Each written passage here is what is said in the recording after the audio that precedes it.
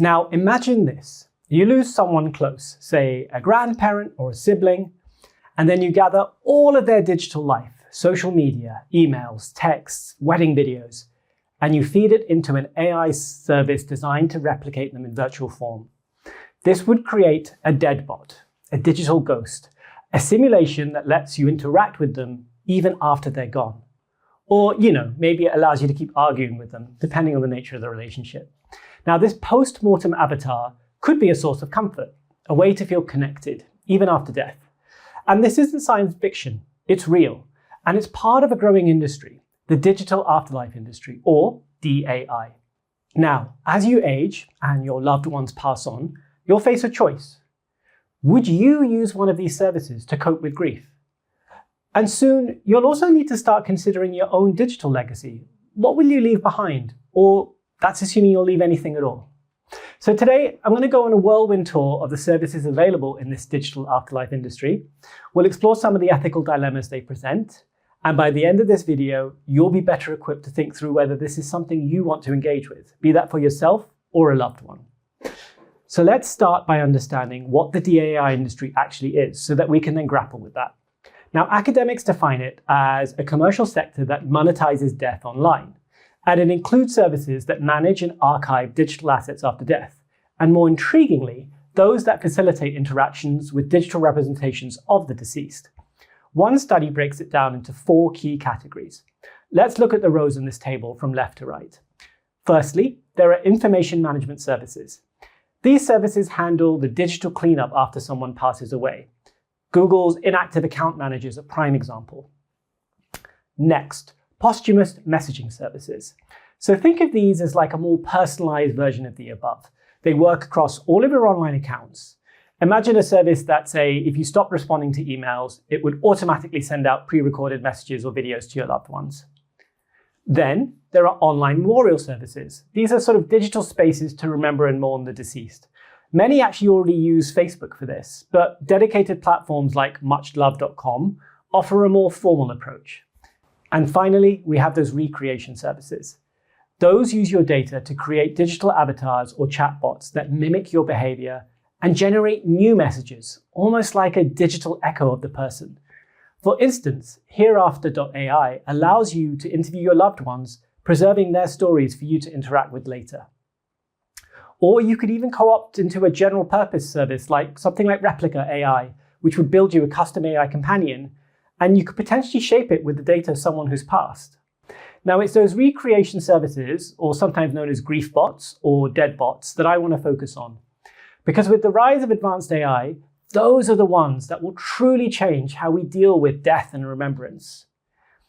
AI, VR, and deepfakes will only make these tools more realistic and arguably more common. Before we dive into the ethics, let's make this real. Here's a short clip of a dad in China using this technology to speak to a virtual version of his son who's passed away. 选择勇敢，选择感恩，选择正向，这会让我们的生命因有所失去而更加美好。这是我在天上最想要看到的景象。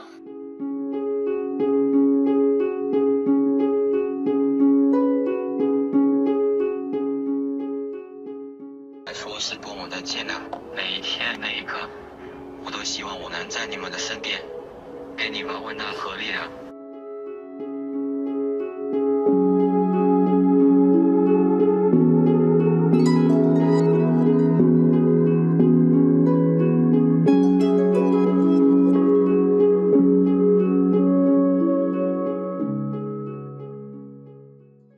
So as you can see, this technology clearly has profound emotional impact. But that very power forces us to grapple with complex ethical questions. The team at Cambridge's Levenhulme Centre have explored these ethical dilemmas through a series of thought-provoking scenarios. Let's look at a few of them. Firstly, consent. Should it be legal to create a deadbot without the deceased's permission? Imagine finding out someone created a digital ghost of your grandmother without her consent. Would that feel right? What if that chatbot reveals secrets the grandmother had wanted to keep hidden? Secrets buried in old emails, inferred from things that she once said. Imagine if the chatbot revealed private thoughts your grandmother had shared in emails about family conflicts or financial decisions or things that could affect relationships amongst surviving family members. These aren't just secrets. They're potentially life-altering revelations that she may have chosen to take to her grave. Is that right morally? Then there's accuracy and deception. Could these chatbots harm children, creating false hope or hindering the natural grieving process? So here, imagine a parent after the loss of their spouse, and they create a chatbot to help their children grieve. The chatbot, based on, say, the late mother's digital life, is meant to be a source of comfort. The son finds some solace in it, but the daughter finds it deeply unsettling. The chatbot's responses, whilst well-intentioned, start to confuse them, hinting that their mother is always there and that they might see her again in person. Now, one child may find it helpful, but the other could find the constant notifications emotionally draining, and maybe they can't turn them off without violating the terms of agreement their father had agreed to. Should companies be allowed to dictate how we mourn, to impose a standardized way of processing loss? Now, some of this could be addressed with better product design, opt-ins, and user controls, but it's a really complex issue, far from straightforward. So let's come back to the central question. Would you want to use one of these services? Ultimately, I'll encourage you to make up your own mind, particularly for something so deeply personal. But for what it's worth, here's my take. And my point of view is informed by how I felt when I lost my dad, albeit many years ago now. Personally, I'm much more comfortable with the idea of using these tools to connect people across generations, creating a way for your children to, say, meet and learn from a grandparent they never really knew. And importantly, that means they would understand this represents a digital echo of someone who they'd otherwise never had the chance to meet in person. This could help preserve a sense of family history, turning our collective digital footprint into maybe like an interactive family museum. However, I'm far less comfortable with the idea of prolonging or tampering with the natural grief process. I do understand the therapeutic potential, particularly in cases of sudden or unexpected loss, but I worry that this use case might trick our brains into believing that the person is still with us, delaying the natural process of healing. Grief, as agonizing as it is, serves an important purpose. It allows us to adapt and move forward. And tampering with that process, however well-intentioned, I feel it risks disrupting our natural ability to heal and find inner peace. The question becomes not just whether we can create these digital echoes, but whether we should. There's a phrase in neurology which said, neurons that fire together, wire together. And by constantly interacting with a deadbot, are we preventing our brains from rewiring, from healing? This is the tightrope we walk with grief bots, a tool that can comfort some, can deeply unsettle others. So, if you're considering using a deadbot, or even creating one, maybe think of it like training wheels on a bike. Helpful at first, but then meant to come off eventually. And perhaps it should be done under the guidance of a grief counselor. And maybe, just maybe, it should have a built-in expiration date. And that brings us to another point. Whether or not you are comfortable with these recreation services, all of this only goes to reinforce that you should get your digital house in order. Start taking stock of your online life. What happens to your photos, your email, your social media when you're gone? It's a bit like estate planning, but for the digital age.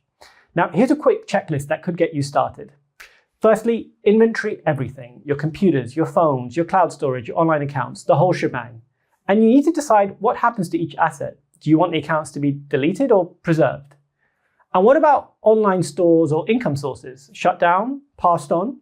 Write it all down, including passwords, in a safe place, of course. Appoint a digital executor, someone you trust who can carry out your wishes. And you might want to then store that plan securely and make sure your loved ones know where it is. You can actually add your digital executor to your will, but don't include the entire plan in the will itself, because wills sometimes become public records. This isn't just about deadbots. It's about taking control of your digital legacy.